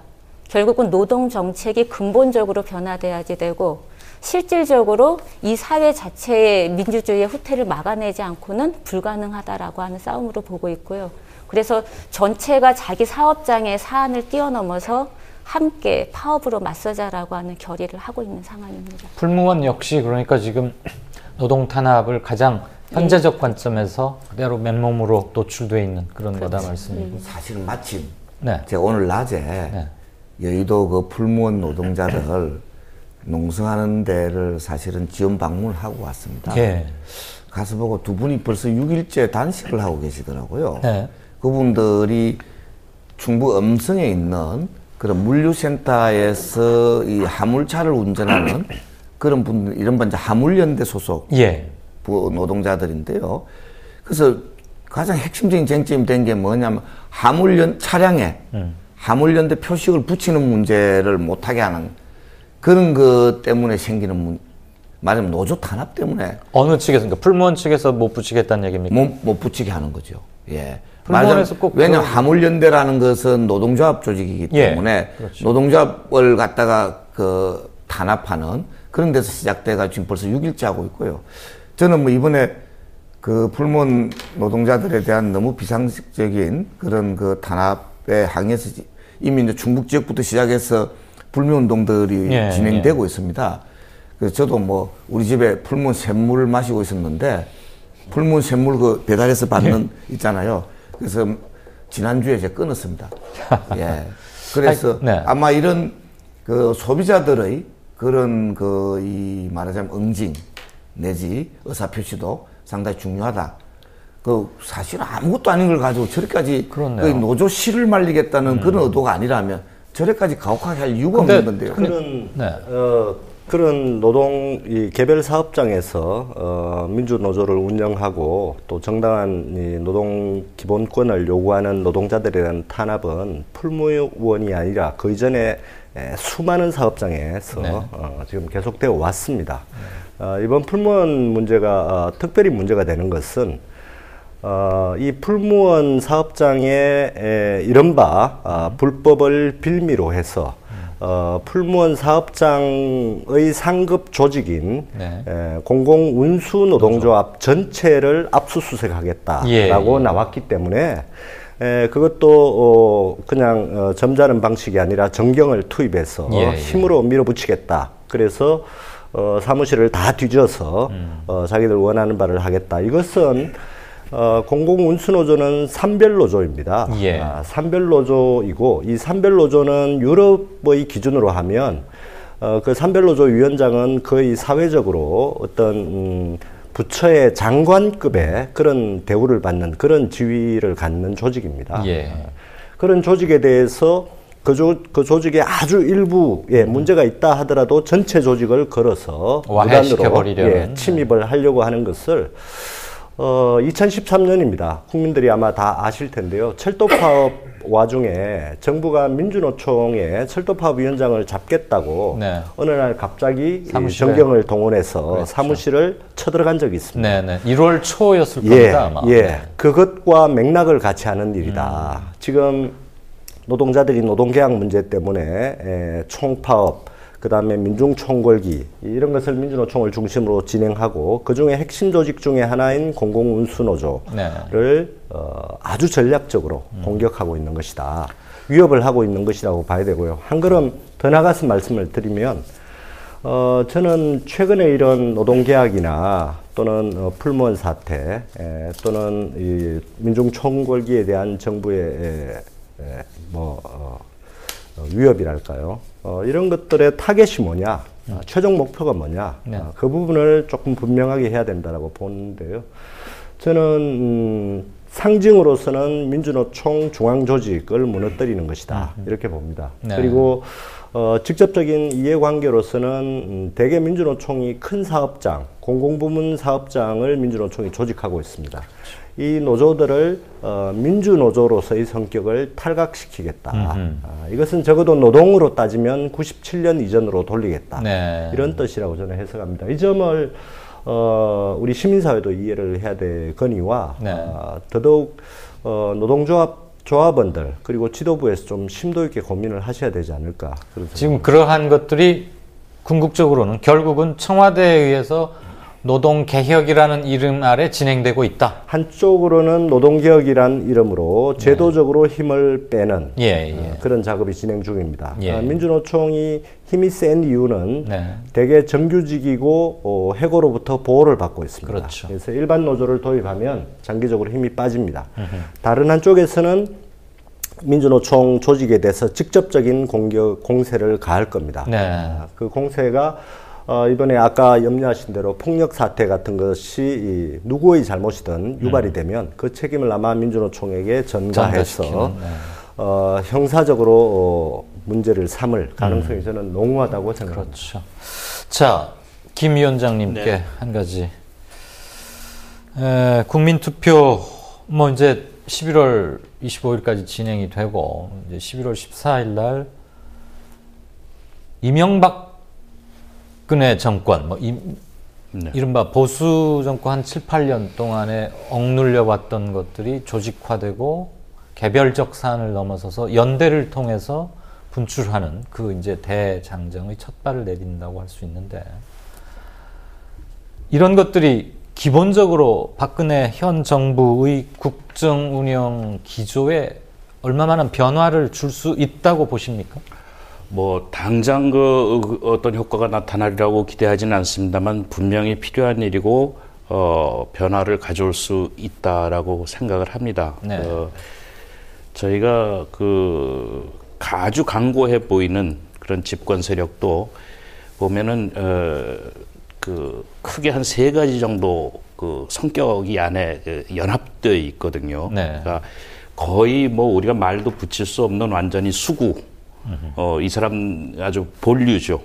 그 부류가 있고, 중간엔 약간 기회주의적인, 그래서 대세추종적인 그룹이 있고, 또 그 다음에는 양심은 살아있지만은 표현하기 어려워서 그냥 침묵해버리는. 이거를 흔들 수 있다. 거기에 균열을 가야 된다. 그래서 열심히 이제 저희가 이런 투쟁, 권기 이런 걸 통해서 그걸 자꾸 흔들고, 그래서 기회주의적인 사람들은 야, 이건 내가 이쪽 편만 들고 있을 게 아니다. 약간 중립지도로 끌고 오고, 또 용기가 없어서 말 못하던 사람한테 힘을 줘서 말을 하게 하고, 뭐 그런 저희의 노력들이 어떤 결정적인 객관적 어떤 시기가 되면은 큰 어떤 변화를 끌고 올 수 있지 않을까, 저는 그렇게 생각을 합니다. 네. 노 교수님은 같은 질문에 대해서 뭐라고 답변해 주시겠습니까? 예, 아까 제가 일부는 말씀을 드렸습니다만, 이제 그 부분에 대해서 이제 조금 성찰이 필요할 것 같은데요. 우리가 사회나 뭐 이건 정권 변화도 마찬가지입니다만, 이게 어떻게 변화가 가능한가 이런 걸 따져보면 저는 87년 6월 항쟁 같은 경우에 우연히 온 것은 아니라고 생각합니다. 오랜 동안에 운동 역량이 축적이 되었고, 또 사회 경제적인 모순이 축적이 되었고, 그것이 이제 바닥에서부터 바꾸기 시작한 거죠. 그래서 이한열, 박종철 열사의 그런 사건들은 그런 분노가 터지기 위한 하나의 출구를 만든 것이라고 봐야 되고요. 97년 겨울 총파업도 날치기를 저쪽에서 실수를 했기 때문에 우리가 성사시킬 수 있었다, 승리할 수 있었다, 이렇게 보는 것도 저는 조금은 단견이 아닐까 87년부터 97년까지 당시의 민주노조 운동이 처절하게 싸운 10년의 역사와 투쟁의 경험 그리고 조직이 있습니다. 그 축적이? 그 축적이 그런 계기에 조직적으로 터져나온 것이라고 봐야 됩니다. 이런 점을 감안하면 현재 우리 주체의 역량이 어떤 것인가 이 문제를 따져봐야 되는데요.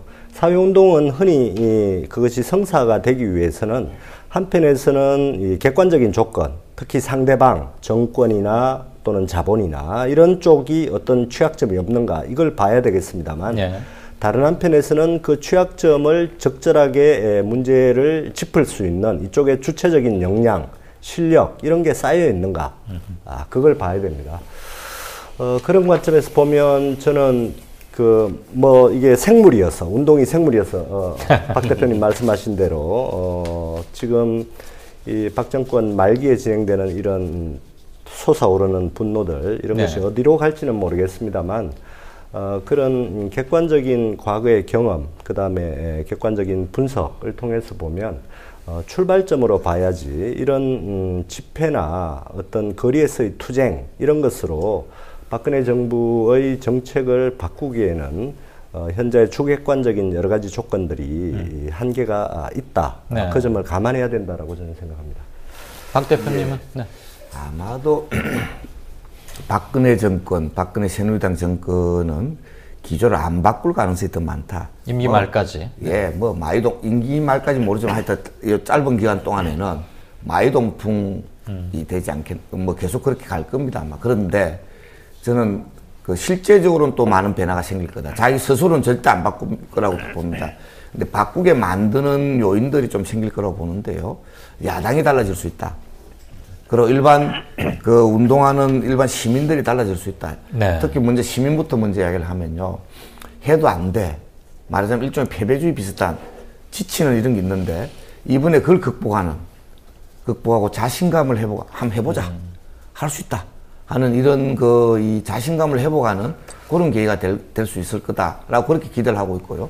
한 번에 안 되면 12월 달까지 계속 가기 때문에 최소한 아마 이 노동법 개혁을 막는 것 그리고 국정교과서는 지금 강행을 하고 있지만 더 이상 국정교과서가 진척되지 못하도록 계속 이 발목을 잡아가는 아마 이런 여론을 확장하는 데는 확실한 아마 효과가 있을 거라고 보고요.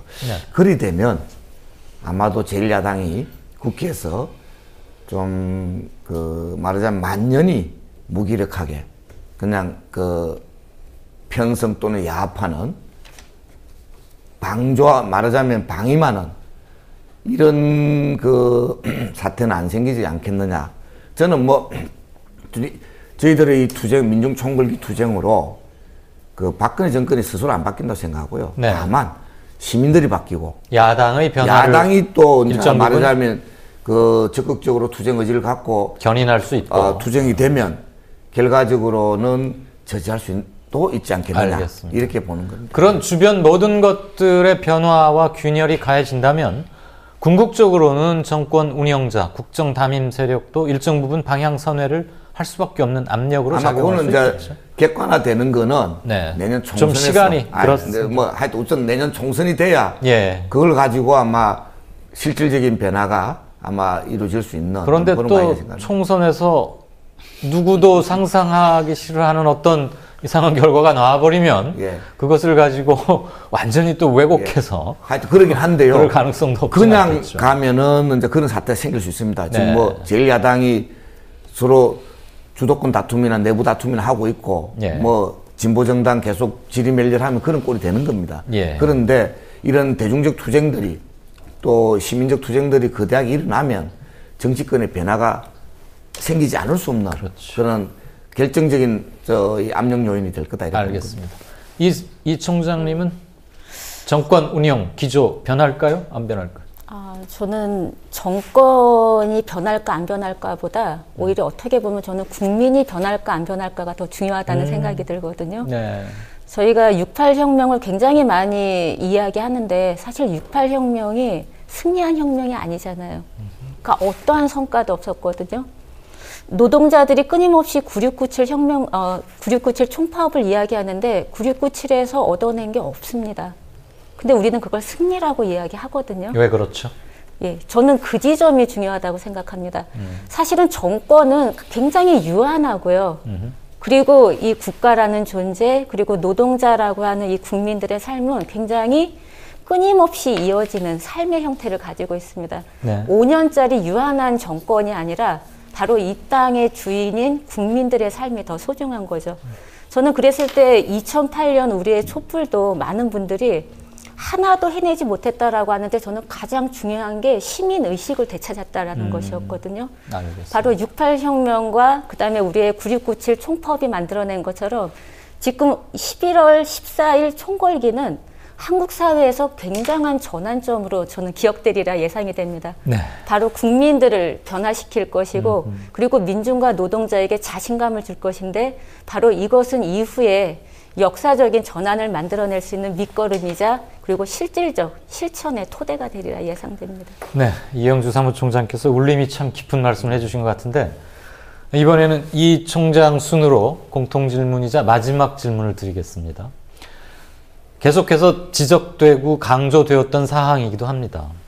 한 번의 총궐기나 집회가 아니라 그리고 한 번의 국민투표와 그 축제로 만드는 개표가 아니라 이것이 거대한 흐름의 시작으로 이어지게 하려면 내년 4월 총선이 어쨌거나 중요한 의미를 가질 수밖에 없긴 하겠지만 그거 역시 또 하나의 정치적 이벤트라고 한다면 이 흐름은 그것도 뛰어넘는 그리고 계속 확장해 가야 하는 거 아니겠습니까?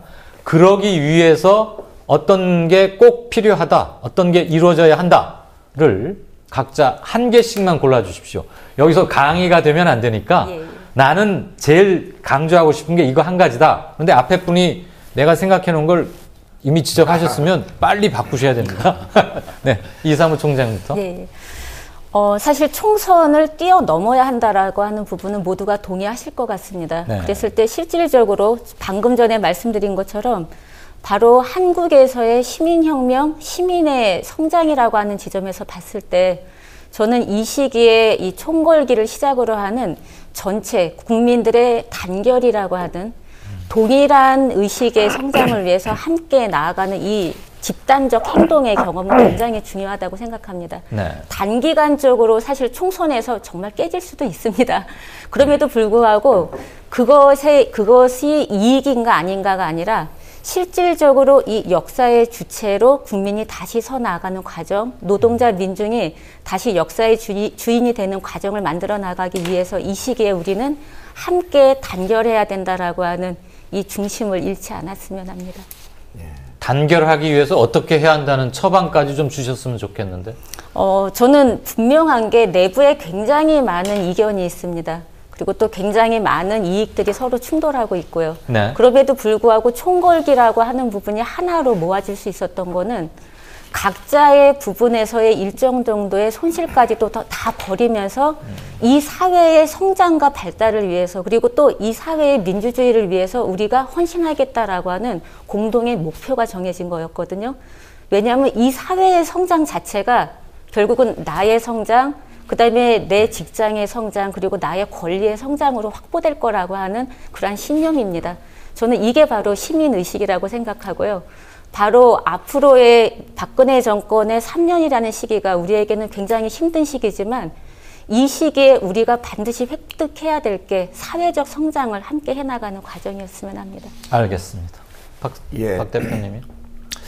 이 저토록 무도한 박근혜 새누리당 정권을 말하자면 이 브레이크를 걸 수 있는 이 총전선, 말하자면 저 무도한 정권의 그 재벌 앞잡이 짓거리에 대해서 올바른 경제민주화의 길로 또 그리고 민생의 길로 갈 수 있는 총전선을 만들어야 된다.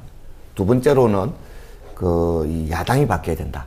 야당이 바뀌는 거는 이 새정년 같은 저 제1야당이 전투력을 회복하는 것과 함께 또 하나는 진보 정당들이 제2의 노동자 정치 세력화를 통해서 냉실상부하게 성찰과 혁신을 통해서 대통합을 해서 국민의 희망으로 떠올라야 된다. 이렇게 생각합니다. 네. 노 교수님은 어떤 견해십니까? 예, 저는 뭐 조금 더 이제 제가 오늘 학자 자격으로 나온 것 같으니까 말씀드리면 교수노조 위원장 자격으로 모셨는데. 예, 그렇습니다만 아니, 오늘 발언은 학자 자격으로 예, 하고 싶습니다. 예. 조금 문제를 더 차분히 보는 게 좋겠다. 저는 네. 그런 제언을 하고 싶습니다. 그래서 이번 투쟁이 상대를 궁극적으로는 상대를 바꾸고 이 체제를 바꿔야 되겠습니다만 네. 이번 투쟁이 국민들에게 홍보하고 알리고 더 나아가서 조직하고 또 단결하고 그런 계기다라는 것에 공감을 합니다만 예. 조금 더 나가서 실제로 바꿀 수 있는, 그러니까 과거에 87년 6월항쟁 또는 97년 겨울 총파업, 촛불 집회 이런 것보다 질적으로 변화되는 우리 역량을 만들어낼 네. 그런 출발점이 되었으면 좋겠다, 그런 생각을 하고요. 그래서 우리 사회운동의 결국 중심은 민주노총입니다. 예. 민주노총이 원래 기획했었던 민주노총 내부의 조직혁신 이런 것에도 좀 관심을 기울여줬으면 좋겠다. 우리 실력을 기르고 국민들이 변화된 의식, 이 집회에 참여해서 단결의 기운을 느낀 것, 그것들을 조직의 힘으로 만들어가야 된다. 이런 것이 있고요.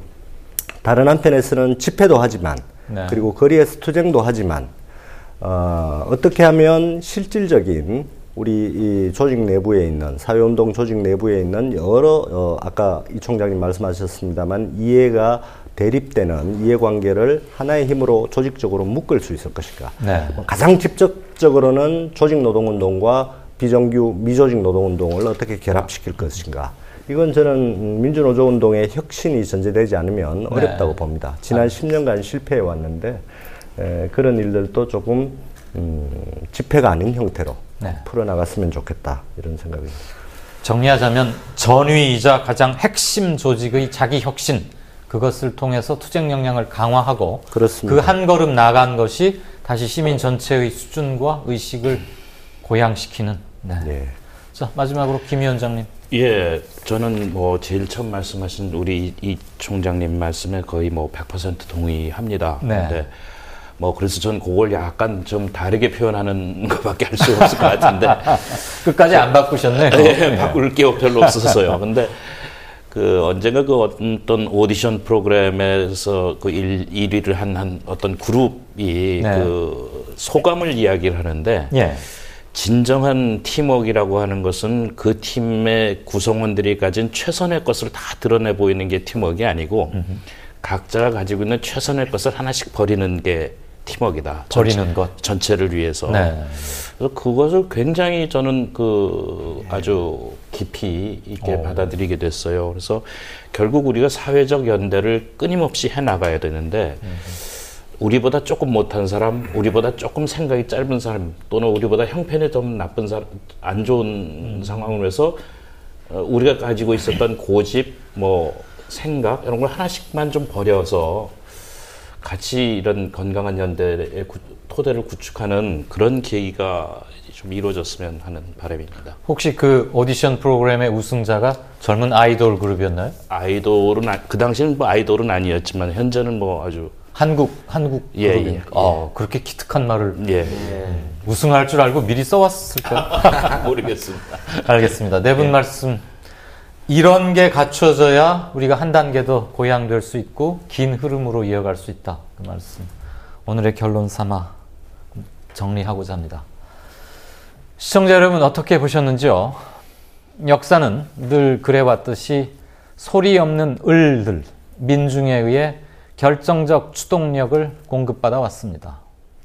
세상이 아무리 소란스럽더라도 그리고 극악무도하다 하더라도 그 세상을 떠받치고 굴러가게 하는 토대는 바로 민중이라는 것을 우리는 경험으로 알고 있습니다. 일과성 국민투표나 총궐기가 아니라 역사의 물꼬를 바꾸는 흐름으로 이어지기를 간절히 희망합니다. 오랜 시간 시청해 주셔서 대단히 감사합니다.